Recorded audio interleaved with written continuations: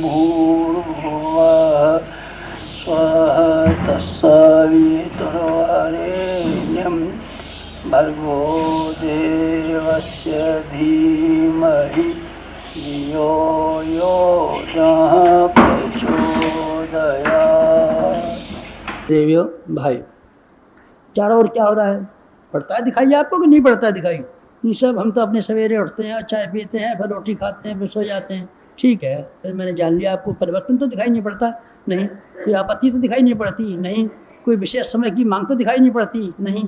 कर्तव्यों की पुकार तो दिखाई नहीं पड़ती, नहीं। कि दुनिया में हलचल तो दिखाई नहीं पड़ती, नहीं। भगवान का अवतार तो दिखाई नहीं पड़ता, नहीं। और आपको विशेष समय में विशेष कर्तव्य की मांग तो दिखाई नहीं पड़ती, नहीं। सब कुछ दिखाई नहीं पड़ता हमको, तो फिर आप ठीक है, तब फिर आपको ठीक है। फिर आपके लिए गोस्वामी तुलसीदास जी मुनासु शब्द क्या करके गए हैं, सबते भले विमूढ़ जिन्हिन व्यापह जगदगत। रोटी खाने से लेकर के बच्चे पैदा करने तक, पैसा कमाने से लेकर के वही करने तक, उसी चक्र में आप पड़े रह सकते हैं, आपके ऊपर कोई असर नहीं पड़ता, ठीक है। मुबारक, फिर मुनासिब आपके लिए, मैं क्या कह सकता हूँ। लेकिन अगर आपके भीतर जीवन आ गया होगा, जागृति आ गई होगी, और आपका एक और आँख खुल गई होगी, जिसको मैं त्राटक साधना के माध्यम से कराना चाहता हूँ। त्राटक साधना को हमने बहुत महत्व दिया है।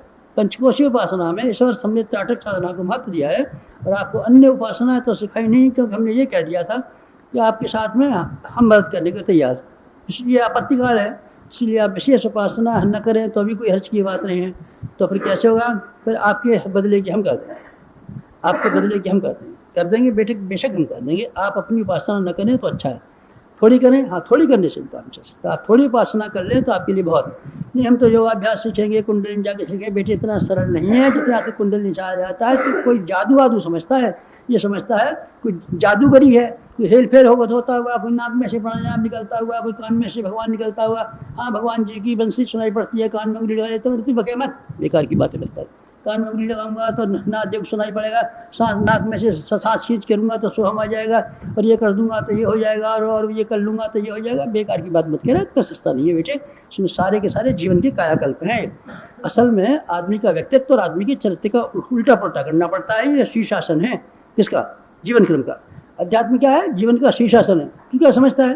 क्यों ये समझता है ये कोई बाजीगरी है, बाजीगरी है, ये कर लूँगा, ये कर लूँगा, ये करा दीजिए, ये करा दीजिए, ये करा दीजिए, ये करा दीजिए, बकाया मत, बेकार की बातें बकता है, करा दीजिए। तो कुछ नहीं करा जाता, जीवन को पलटा जाता है, जीवन की इच्छा उल्टी जाती है, शीर्षासन किया जाता है।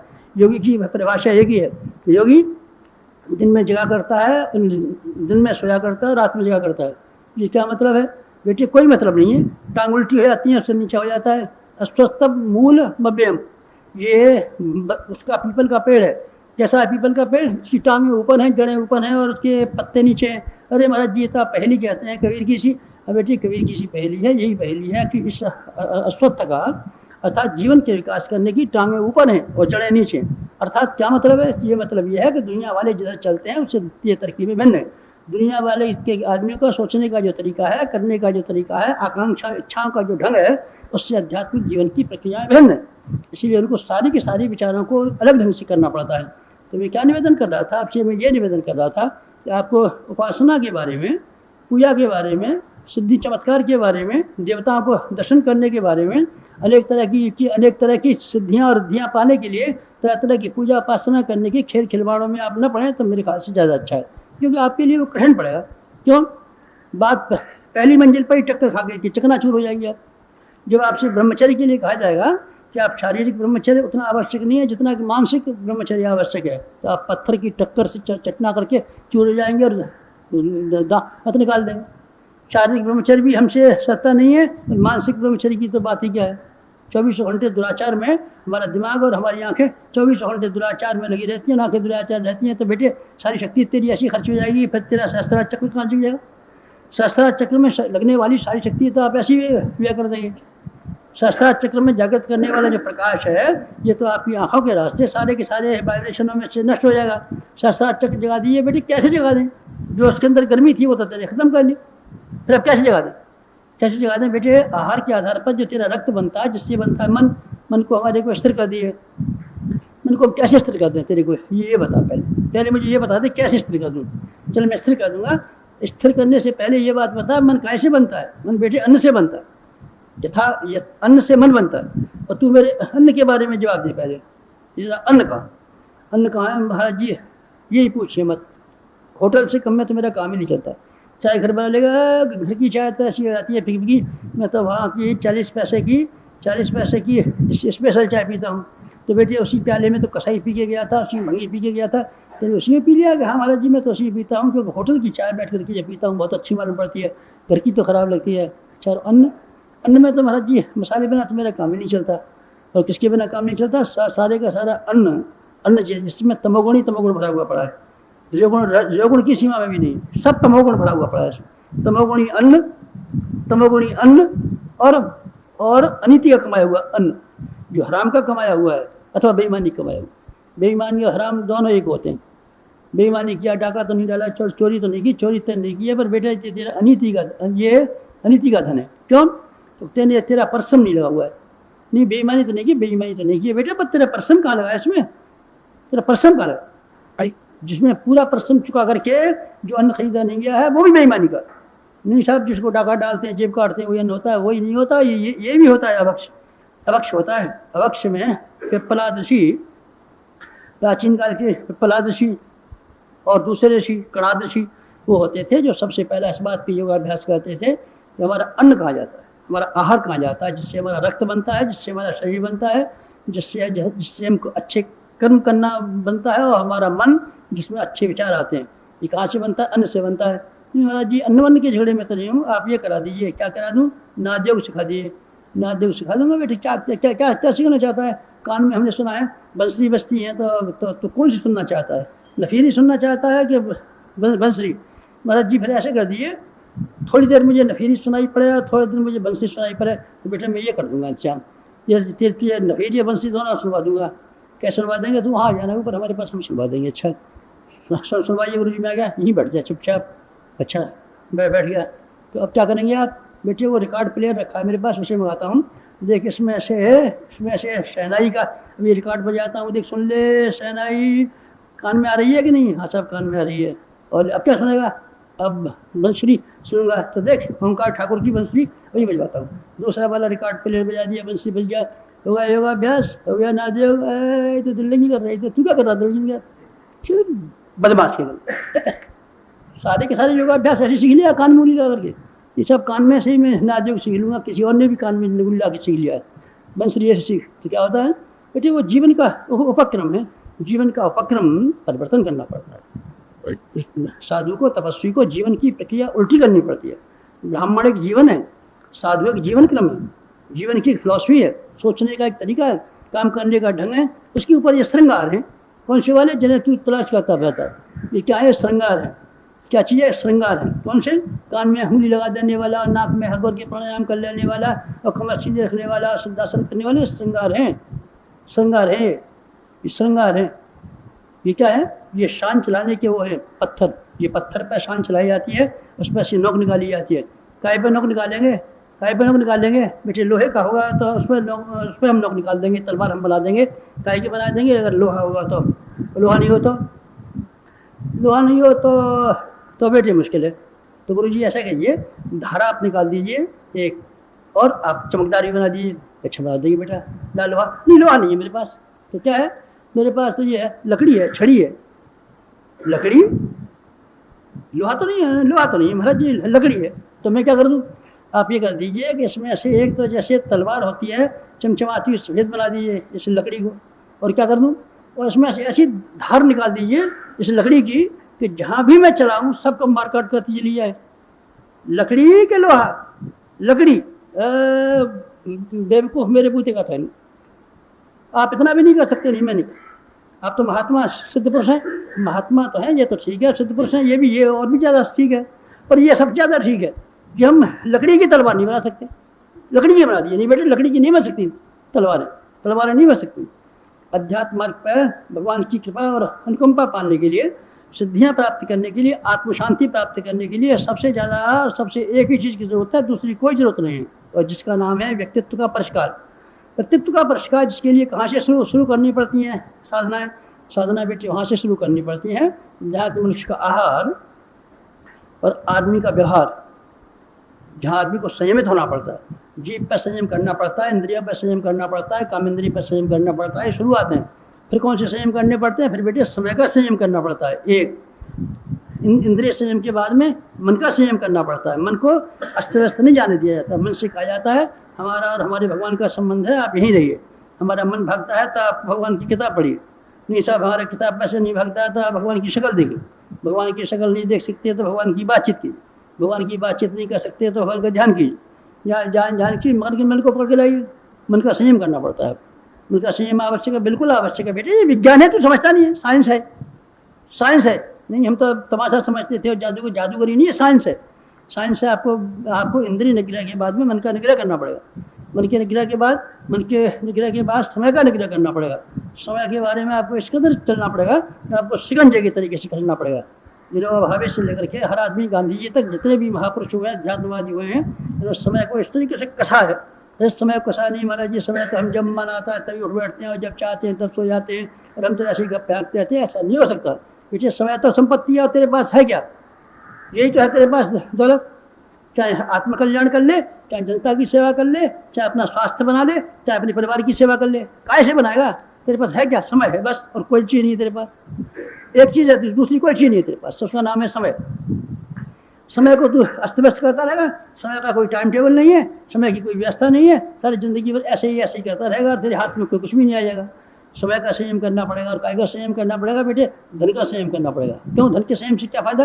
धन के संयम से ये फायदा है, धन के संयम से ये फायदा है कि धन का जब तक संयम तू नहीं करता तब तक सैकड़ों तरह की बुराइयां आ जाएंगी। आलस्य तेरे भीतर आ जाएगा, अहंकार तेरे भीतर आ जाएगा, शराबखोरी तेरे भीतर आ जाएगी, अपव्यय तेरे ऊपर आ जाएगा। इतने तरह की बीमारियां तो अनायास ही आ जाएंगी।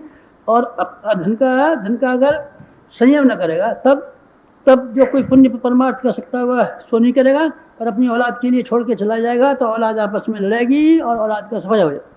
इतनी कठिनाई जाएंगी बेटे, इतनी कठिनाई आ जाएंगी। कैसे?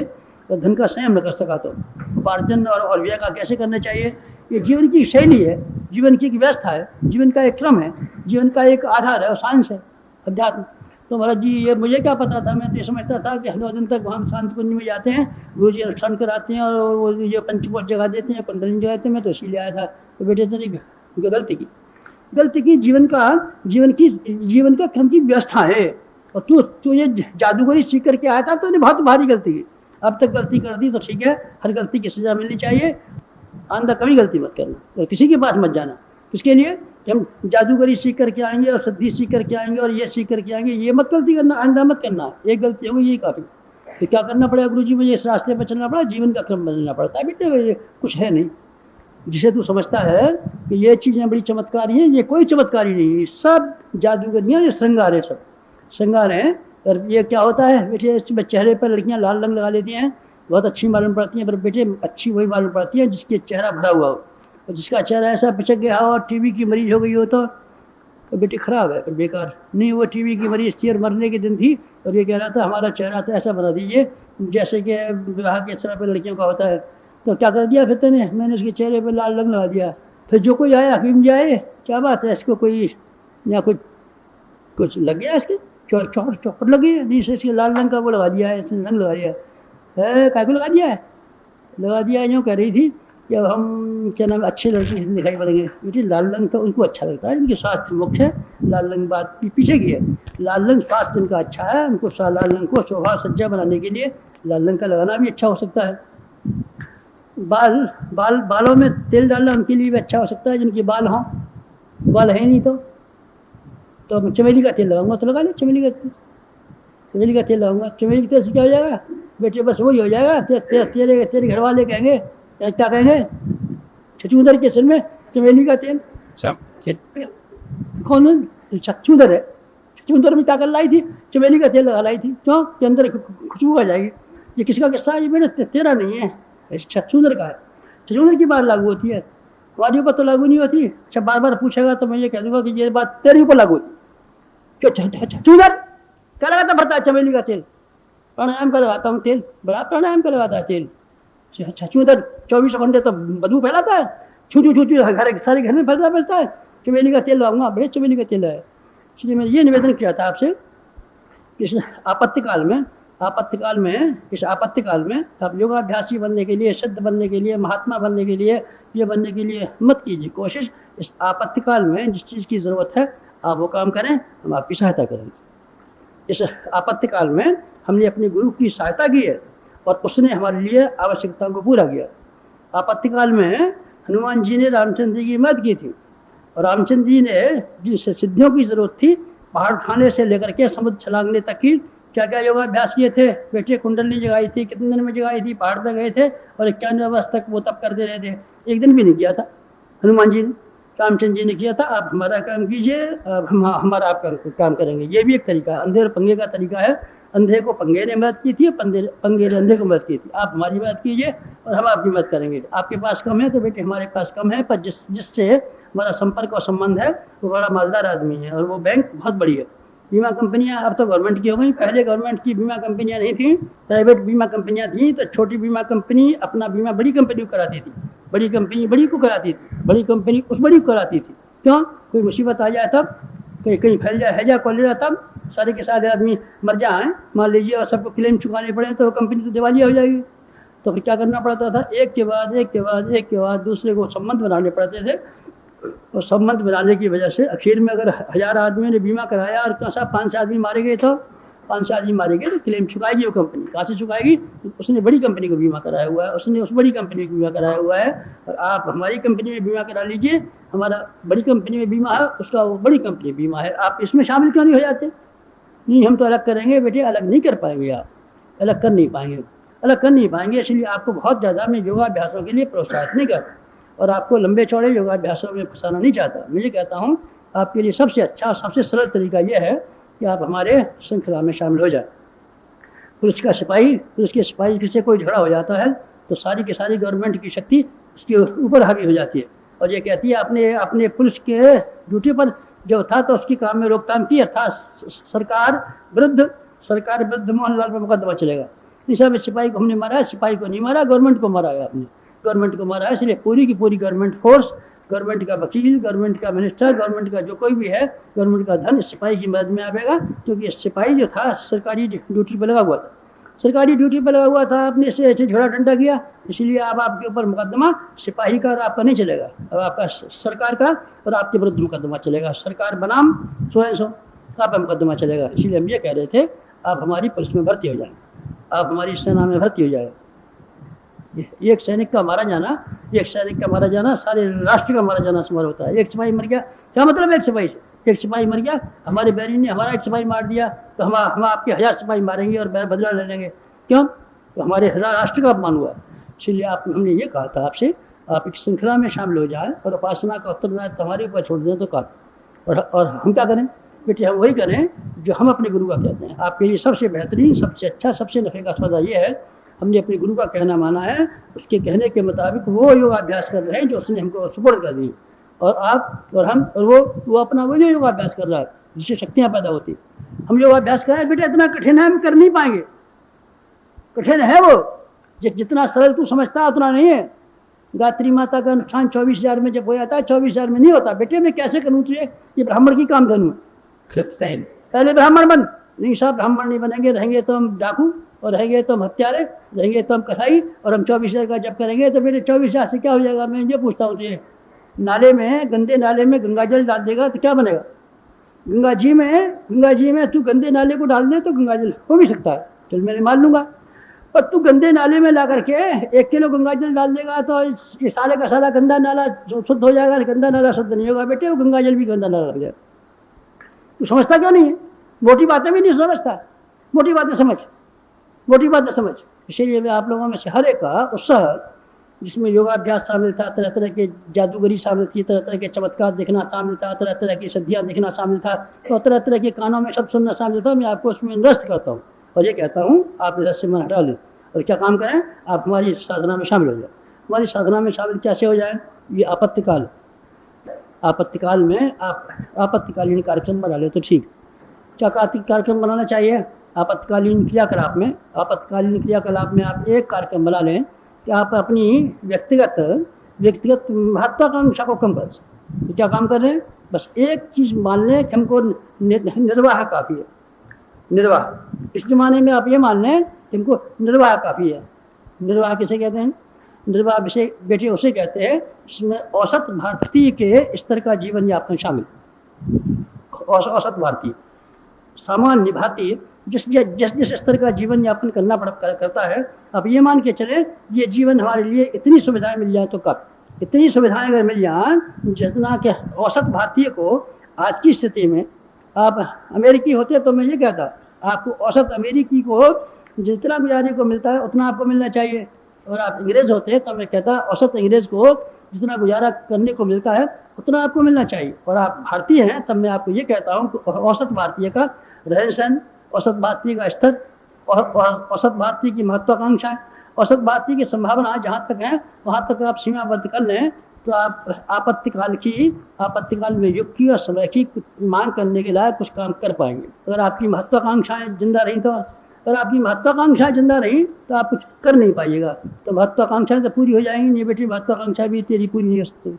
महत्वाकांक्षाएं तेरी कल्पना पर टिकी हुई नहीं है, परिस्थितियों पर भी टिकी हुई है, परिस्थितियों पर भी टिकी हुई है। नहीं हम जो चाहेंगे बन जाएंगे, नहीं बन सकता। परिस्थितियों की भी समस्या है, और भारत की परिस्थितियाँ इस लायक नहीं है कि हर आदमी की लंबी चौड़ी महत्वाकांक्षाएं, हर महत्वाकांक्षाएं पूरी हो जाए। विदेश में हो सकते हैं, विदेश में हर योग्य आदमी के लिए पढ़ने के लिए काफ़ी स्थान है और परिस्थितियों की कोई सवाल नहीं है। हम डॉक्टर बनना चाहते हैं, खुशी से बनिए। आप इस साल काय में फेल हो गए, हम तो साहब इसमें फेल हो गए काय में बायोलॉजी में, तो आप अगले वर्ष तैयार कर लीजिए।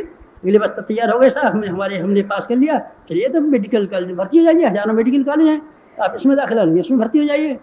या तो बेटे कहाँ है मेडिकल कॉलेज, पीएमटी इम्तान दीजिए और 80% नंबर लाइए, हम तो डॉक्टर बनना चाहते हैं, भाड़ में गिरेगा डॉक्टर, कहाँ बनेगा डॉक्टर? नहीं हमारी बड़ी महत्वाकांक्षा, तेरी महत्वाकांक्षा गई है, जगह नहीं है घर बैठ।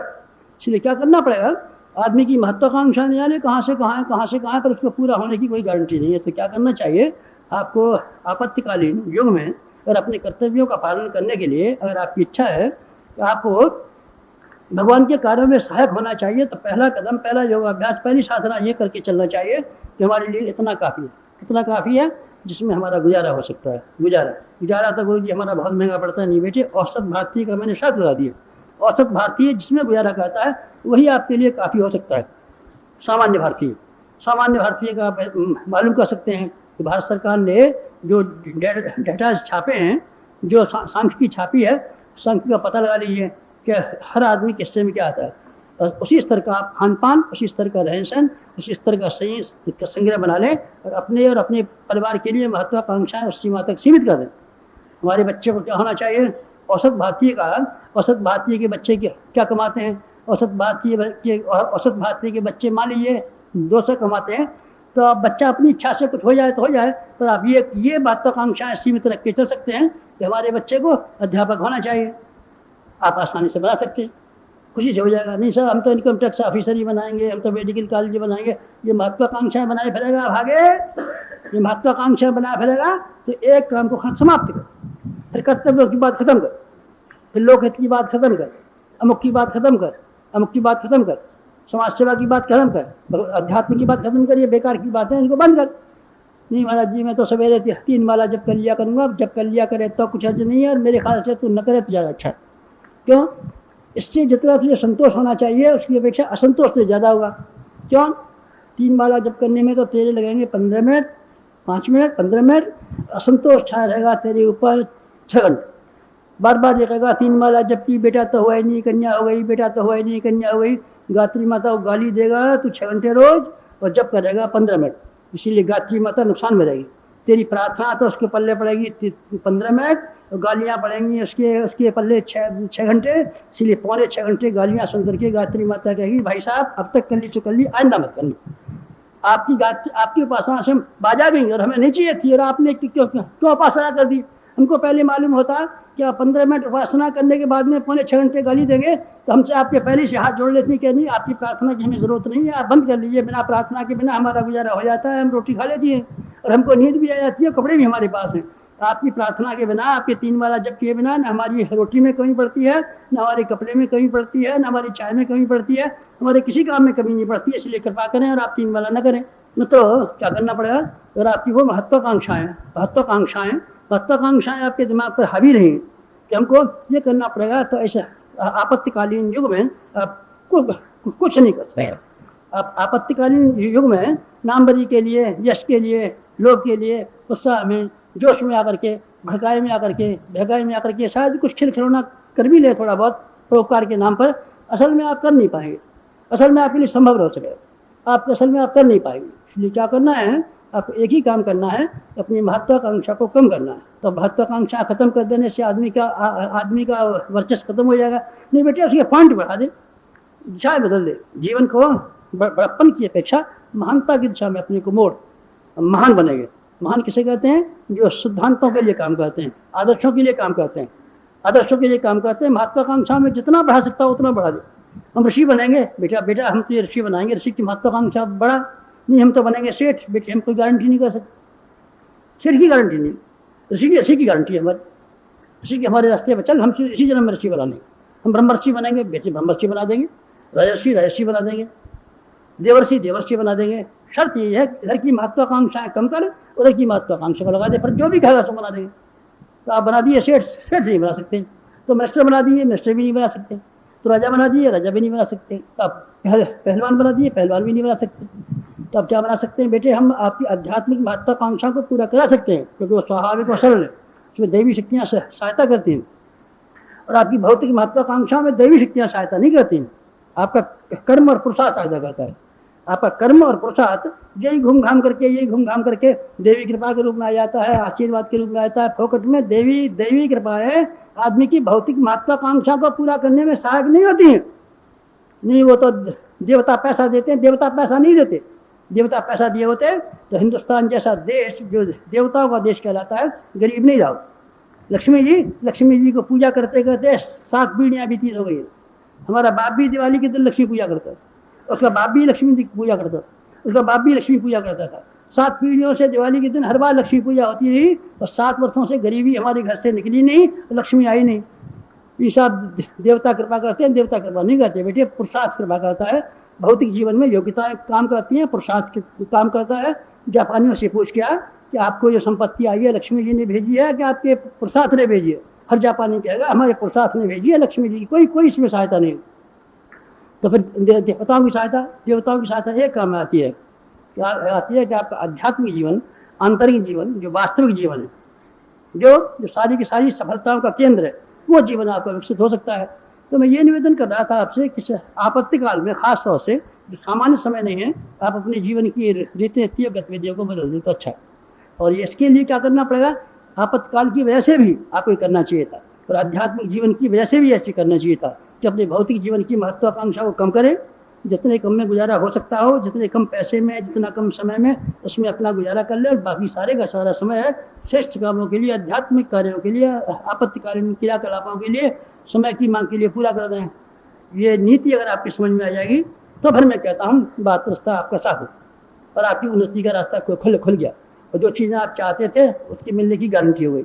मिल जाएगी सिद्धियाँ भी मिल जाएंगी बेटे, सिद्धियाँ भी मिल जाएंगी।